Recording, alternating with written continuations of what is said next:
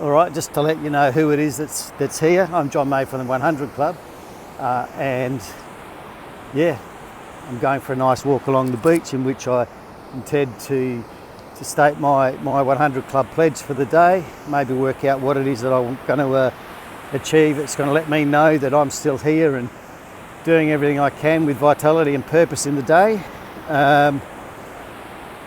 But I'm not going to get ahead of myself either, and just make sure that I'm in the moment, present as I can be, and enjoying, this amazing location. Really, this amazing opportunity to be here. Maybe tell you a little bit about the plans for the 100 Club and how that's going along as well. So, for those of you who don't know, 100 Club is it's a community, it's a platform, and it's a concept. It's a lot of things, but really, 100 Club as a concept or as a community has 4 pillars. That being context, that we need to understand context and concepts for which we can understand the world around us and the moment that we're in and the moments we've been in and the moments that we'll face in the future. The more we understand that context, the better we're able to deal with it and make the most of it. And I think that's where a lot of struggle comes from in life, is things happen to us and it's, the why me, why did this happen? I've done this, I've done that. And well, it's easier to understand when you have a bigger picture. You have more of a wider concept of what life is about, how it works, what nature's about. The fact that you are not the centre of the universe, despite everything you might have been told as a child. That was just something you needed at that point in time. That's not your reality, and the sooner that we understand that, the better. All this right now, there's a child being told that they're centre of the universe and they can have anything and everything they want. What's not being said is what you need to do to strive and get your dreams. And you need to be able to operate in environments like this. You need to be able to put in the work like those, if you can see them, the volleyballers and people who come out and put in the pain and the sweat in the day. That's what you need to do. And that's all part of what we call context. So the first pillar of the 100 Club is context, having a bigger picture that gives you meaning and can be used to place you in the moment and understand better where you've come from, why, and where you might be going. The second 100 Club pillar is that of connection or community. As we understand, if you think about each of us as living really our total life in some form of bubble, that we can kind of touch and see and affect and get affected by a certain distance away, and that's how we see the world, whether we're looking in the present moment, in the near future, in the far future, in the dim distant past, or what happened yesterday. It's all part of a bubble that, depending on where we're looking, determines our understanding in that moment. Well, if you think about it, we're definitely not alone on this planet, and that really, checking I'm still on the speaker there, if you think about it, we're definitely not alone on this planet. Even if we just consider the people instead of all the other entities and beings that are here with us at this time, enjoying their incarnation. We have friends, we have family, we have connection, and that's a vital thing. And without that, really we're not that much at all. We can't enjoy life. The things that, when we look at the context and the concepts of living your lifespan and doing it in a healthy and vibrant way, when we look at that kind of thing, honestly, it's the connections that we make to higher concepts, to family, to friends, to visions, to passions, to shared passions with other people in community and family, and all those kind of things that really help us define and live life to its fullest. So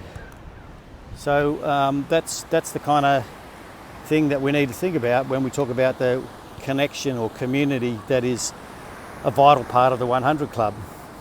You've got to love these volleyballers and the training and the work that they do to be in this moment and make the most of it. Hit that one perfect shot, then face another serve and do it again. Fantastic.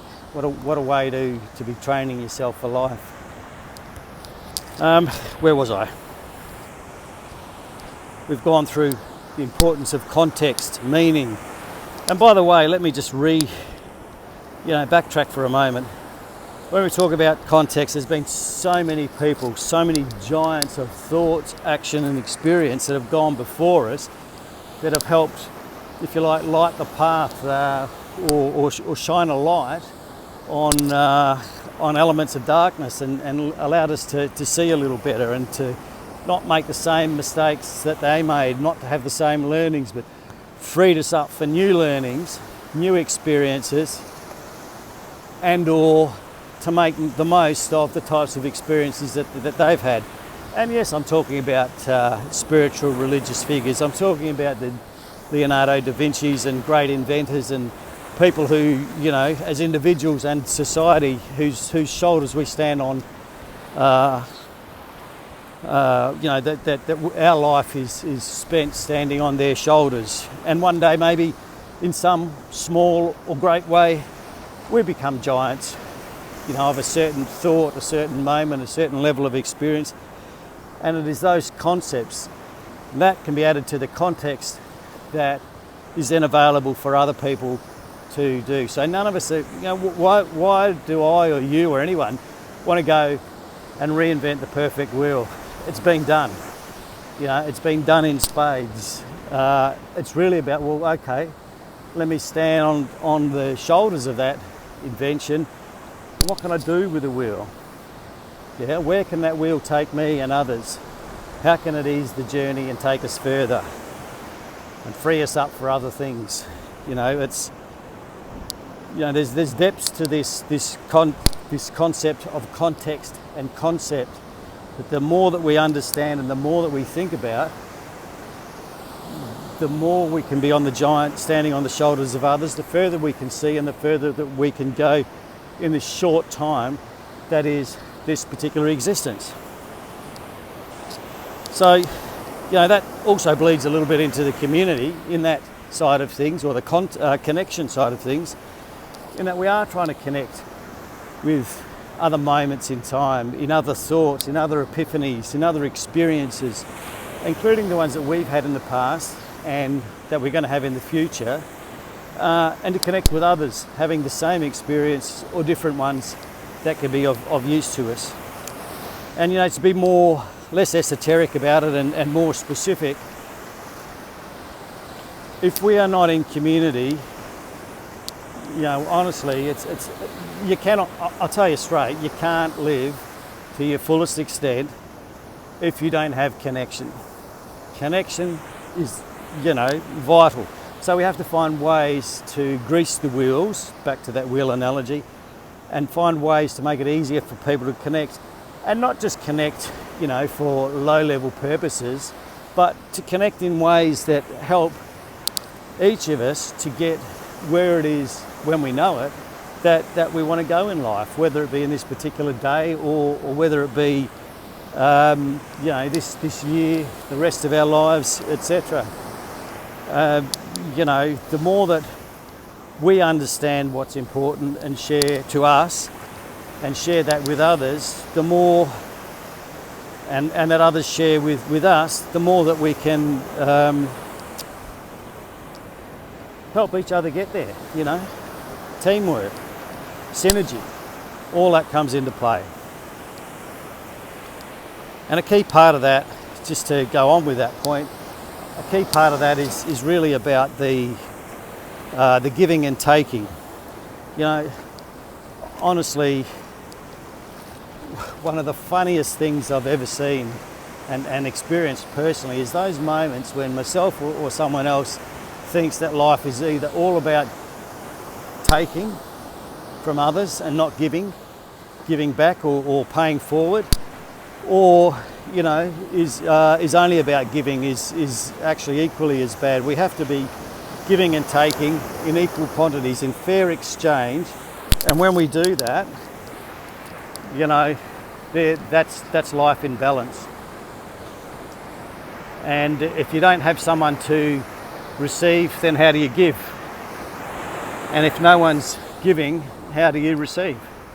So, it's nature, guys. Think about where you are in the context of connection and community, and how can I do something to improve the levels and qualities and consistency of my connections. So that's 100 Club pillar number 2. The third, and equally as important, each of these pillars will give you a sound foundation for the life you're meant to live, is to look at the commerce, the fair and equal exchange of energy, of money, for value, for physical goods of value, for other services of value, and whether you look at this as a commerce or a channel for you to get the products and the services that actually help you live a full life, that help you get where you want to go, that make, is give you the best possible quality food, the best possible experiences. And if you go to stay somewhere, if you come to Manly Beach and you want to experience this for a week, a day, where are you going to stay? What accommodation? Is it some cockroach infested shithole, or is it a fine establishment where you pay a fair and reasonable amount of money to stay there? Or any other services or assistance that people might give you along the way. Okay, so what with the 100 Club we worked out is that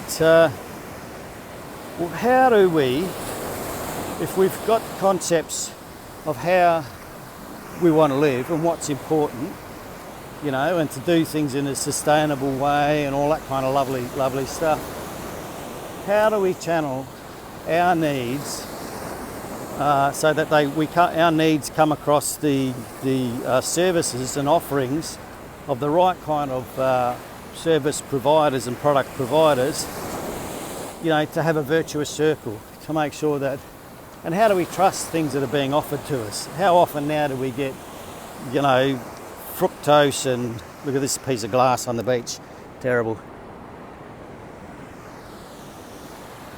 How often do we, just get bad product, bad food? We wonder why there's so much bad health in the world. So many levels of cancers in certain places of the world anyway. And people, demise early. Well, a lot of it's to do with the inputs that go into our machine. Run a petrol car on diesel, see how far you get. Try using petrol to power a Tesla, see how far you get. There's some realities and some things that we need to do to make sure we are buying the right products and services to get, to allow us to get where we need to go, and that we're getting what we paid for. And how do we know that's the case? Well, again, I come back to two things. One, what's our concept, or in what context do we ask that question? And two, what do our connections think? What have their experiences been with these products or services? Or indeed, people who offer a certain fine product or service, how do they connect with people who want to use their services? So we need a way to do that. And at the 100 Club, we work very hard on making sure that we've got a platform for the fair exchange of value, the fair exchange, whether it be, a straight monetary exchange, but we're constantly looking at other ways to exchange value with those around us and whatnot. And that's very, very important. And as unfortunately, in the world that we live in at this point in time, you know, money does make the world go round. Money being energy, or a form of, makes the world go round. So, you know, we need to be able to commercialise or monetise the exchanges that need to occur for us to live a daily life. And, you know, when we think about exchanges, take it down to the basics. We have to exchange oxygen-filled air into our bodies with every breath we take, and change that into something that, you know, is chemically slightly different with the carbon dioxide, etc. Yeah, that's what we are. We're just a big walking trifid plant. So, you know, these natural exchanges, that's where it starts, and it goes up into more sophisticated levels of exchange. But honestly, again, the same thing. We'd love to not need this kind of exchange, you know, and live in some perfect la-la world, but that's not where we live. And if we are to help each other along this journey, then we need fair and decent exchange. And that's commerce. That's a channel for bringing together buyers and sellers and doing it in a way that we can rate the services being offered. So that's the third pillar of the 100 Club. A channel for products and services that are needed by people as they journey along their path. People and their connections, their family, friends, etc. And the fourth, a little more subtle but extremely important pillar of the 100 Club is commitment. Commitment and consistency. Commitment is, you know, if I look now and this young lady running along the beach here, you know, that's a committed action. Look at that. And all the people walking, etc. You know, like, she's doing it with a smile on her face in that, or was it a grimace? Commitment is about action. It's a doing thing. It's taking the thoughts of what, and, you know, and understanding what our desires and intents are, and acting upon them. And again, you know, when I started coming down in the mornings to the beach here and going for a morning swim or a morning paddle or whatever, one of the things that allowed me to do that was the accountability of doing it with others, you know, with my connections. So my concept of what it, you know, what's on offer and what I should be doing with my day, met with connections who had a similar view. As we walk into the water here, look at this. Had connections with a similar view, and together we were able to make a co-commitment and a collaboration to come down and experience all this, and that made it easier. So having someone witness our intents and our that's our intent, having them witness that, what we plan to do, and then to actually do it and to witness that actually makes the process a lot better. We do better when we're being watched. That's just a fact of life. You know, and also sometimes we strive hard down what is effectively the wrong path, given where we said we wanted to go, and where we said where we expected to be in a certain time and place. So sometimes we don't see that that's a wrong path, or that it's not going to get us to where we want to go, and a quiet question of someone else as to, well, where do you think that's going to take you? Do you think where's that going to get you? How do you think that's going to end? Or is that what you expected, you know, you'd be doing today? Oh no, yeah, you're right. And we can do a course correction. So, but without that, you know, like, we can't see any ships out there that are today waiting to enter the Sydney Harbour. But, you know, for instance, I'll take the big cruise ships that love to come through here. Each of those has already been into Sydney Harbour, I don't know, even the newer ones, 10, 15, 20, 100 times over the years.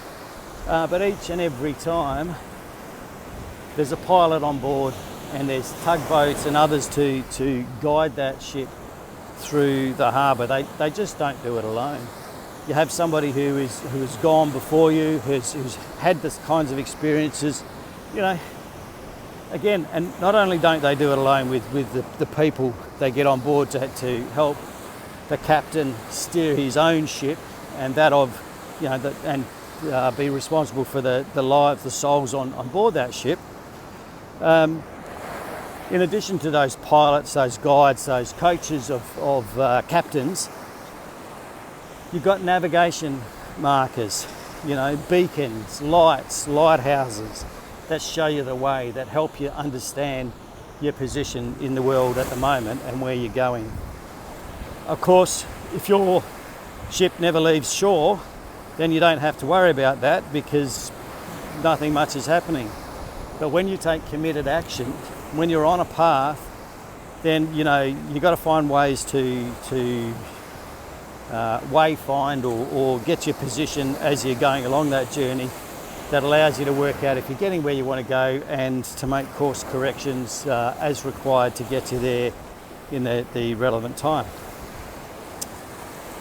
And all this is what we talk about when we look at the fourth pillar of the 100 Club. Let's have a look around here. I mean, lucky me. The fourth pillar of the 100 Club being our commitment. The commitments we make and how we make sure that we keep those commitments and turn intent and desire into action, achieved action, planned into actual, and how that's demonstrated to the world around us, how that can help others go through the same kind of experience and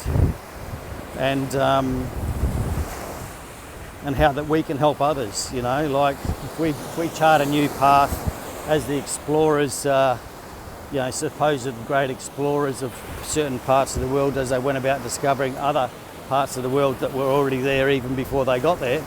But those explorers who didn't know that path, you know, everyone stood on their shoulders afterwards because of their committed action to go out and intending to and making new pathways, but making sure that they distilled the knowledge of that and made it available to those who followed. For gain, I might add, but nevertheless, everyone likes to think that you know, the world's a better place for that exploration. What's happening nowadays with Mr. Musk and Mr. Bezos and NASA and everyone trying to do exactly the same things and explore new worlds, new planets, new universe, or the universe. You know, in theory, it's all for the good of all of us, you know. Definitely not about morning. Definitely not about rape and pillage, is it, guys? Anyway, we're all on the journey. Yeah, so they're the four pillars. Again, concepts or the context in which we view the world around us is pillar one. The second is connections with that world around us, the people, the things, the places, etc. within the world. Giving and receiving and you know, doing it together along the way. Saying good morning to people when you get the opportunity, all part of connection and community. The third pillar being that of you know, the commerce or the channel to get that through which fair exchange can occur in life between people, individuals, families, groups, communities, businesses, governments, etc. You know, look, we're not saying that we can do all of that, but for the exchange, fair and reasonable exchange of goods and services that help and that, you know, go along with the principles, etc. of the 100 Club, you know, we see part of our role is to facilitate that and to work together to, you know, create virtuous circles in that. And the fourth one being committed action. I didn't have to get up this morning and come down here, but I intended to, and I knew why I did it, because I'm going somewhere very special. I'm going to take you there in a moment. That is well worth doing, and it is going to frankly make my day. It's going to energise me and give me lots and lots of energy and flow to help get me through the day, and to remember what it's all about, and all that kind of thing. So where were we? We've covered the 4 pillars. Now I want to cover another concept at the moment, which is, it was years ago we talked about it as passages, and recognising that we go through certain moments of change in life, and that, if you like, that's a passage between one stage of life and another. But we have passages in our houses, we have passages in all buildings. Our roads are passageways to get from one place to another. But certainly when it comes to definitive change, then that always comes with some form of passage or tunnel. Change is a passage from one state to another. So this looking at passage, looking at moments of darkness and struggle, we can see the struggle sometimes and make it bigger than Ben-Hur, make it a mountain when we're struggling over a molehill. Sometimes it is a mountain. But really, again, going back to the first pillar, it's, what context can we take? What are the concepts that help us get through those moments of darkness? Well, one is understanding that they don't last. You see these conditions here. If I come back, if I wait long enough, if I was to either stay in that water or just wait long enough or come back here, I'll see both more turbulent times, where it's a struggle just to exist in the water here, and I'll see times when it's relatively calm, flat, peaceful, lovely blue water. It's the same water, it's the same place, it's just a different stage of things, that's all. And if I understand that, then instead of worrying about this wave that's about to crash over me, I can understand that should I endure and sustain my life through that moment, then the wave's going to be gone. I may face another wave. It might be bigger, it might be smaller, or there might be a nice period of calm in between. But if I understand that, then I'm better equipped to deal with that moment and not to take it out of context. So, hopefully that illustrates the kind of thing we're trying to do when we talk about the concepts and the context associated with the 100 Club. Now, because I'm going to take you through, I don't know what we call it, but it's a little tunnel that just illustrates, leaving one world, leaving the light. It's almost like from day to night, but certainly leaving one place of light and exchanging it for another. But to do so, we have to go through, for your first time at least, until you know the way, you have to go